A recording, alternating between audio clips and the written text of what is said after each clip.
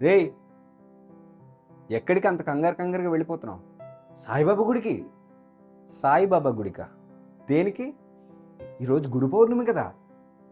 గురు పౌర్ణమి రోజున సాయిబాబా గుడికి వెళ్తున్నావు, సరే. ఇంకా ఎవరెవరిని గుర్తు చేసుకుంటావు?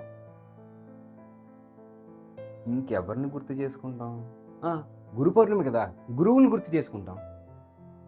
గురువుల్ని గుర్తు చేసుకుంటావు, సరే. ఇంకా ఇంకా ఎవరున్నారు? ఇంకానా?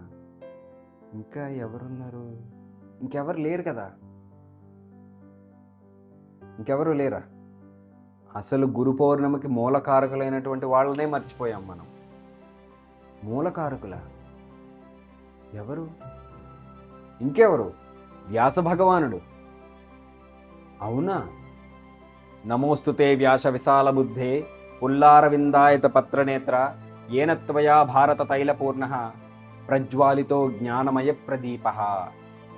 అంటే మహాభారతం అనే ఒక తైలాన్ని ఒక ప్రమిదలో వేసి జ్ఞానం అనేటువంటి ఒక జ్యోతిని వెలిగించి భారతదేశం మొత్తానికి, ఈ ప్రపంచానికి అందించినటువంటి అటువంటి వ్యాస భగవానుడికి నమస్కారములు అని దీని అర్థం.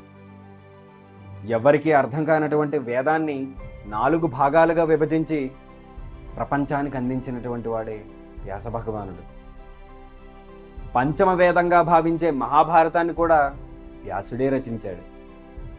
ఇంతటి గొప్ప జ్ఞానాన్ని భారతదేశానికి అందించాడు కాబట్టే ఆయనని భారతదేశపు ఆది గురువుగా భావిస్తూ ఆయన ఆవిర్భవించిన ఈ రోజునే వ్యాస పూర్ణిమగా, అలాగే గురు పూర్ణిమగా జరుపుకుంటారు.